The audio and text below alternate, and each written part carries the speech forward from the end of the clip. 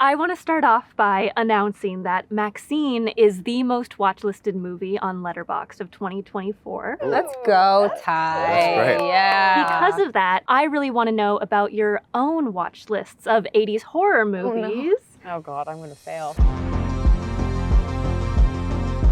You know, for me, it was more about like an era and a vibe. There are certain movies that I wouldn't say the movie or the story was necessarily a direct reference or anything like that, but for me, like to recreate the kind of grimier side of Hollywood is something that hadn't been done in a while. I've always really liked that aesthetic and liked seeing the sort of glamour of Hollywood and then the sort of underbelly of Hollywood. And so there's a kind of a sort of a subgenre of movies in the 80s like Angel and Vice Squad, and even from the 70s like Hardcore with George C. Scott, that kind of explores the darker side of like Tinseltown, if you will. That's always been really appealing to me. And so those movies, just from a recreation of the era standpoint, that was something that we would talk about in the production office about being like, it's worth looking at these movies because they are a time capsule of Hollywood Boulevard that is so different than it is now. I was also reminded of Italian Giallo as well, especially the black-gloved killer. So did you look to any of those? Because it was sort of a detective story and it was like a murder mystery and we were trying to figure out like the whodunit, so much of that is part of the sort of history of Giallo movies and things like that, and I love those movies. We could go on and on about that, and people will surely be like, okay, this is like that.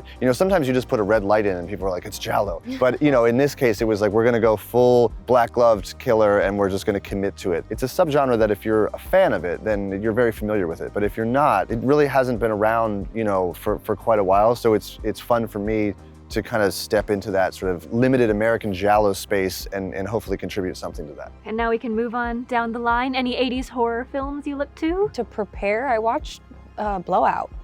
Yeah, I thought Blowout was a really cool movie to revisit while I was preparing for this because, you know, it kind of opens with like a film within a film. It's got a sense of humor, even just that opening sequence, like that one shot where they're making use of all of these like voyeuristic perspectives of women and there's the heavy breathing behind the camera, and I was just like, oh, this is in the same universe as some of the thoughts in MaXXXine. An obvious watch, and I also just love it. John Travolta is mentioned in the film as a star who, you know, got their start in horror, so it was just, I was like, oh yeah, I should go watch that. I just watched Psycho because it's one of my favorite films. I'm really uneducated in this. I didn't really watch any 80s films. The script was just really vivid to me, so I watched X and Pearl again, and then I watched Psycho, and then I just jumped on that golf cart. Well, speaking of Psycho, we are here on the Bates Motel set at Universal Studios, and you do have a scene here. So I was wondering if when you were filming it, did you really feel that horror history?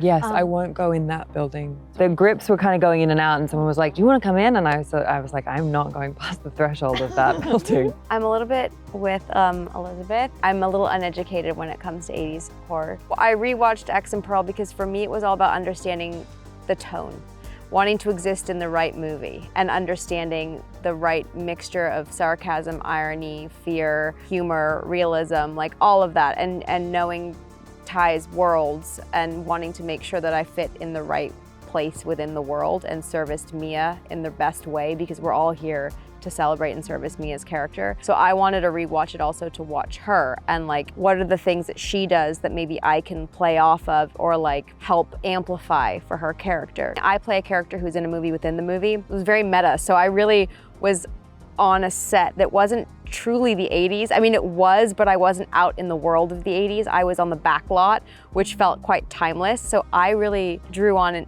experiences that I've had walking on the back lot and talking to people, or as a young actor asking advice of somebody else, or someone giving me without asking advice. And so really just like leaning on what that would feel like, being the person giving it finally. So it was kind of a very different experience.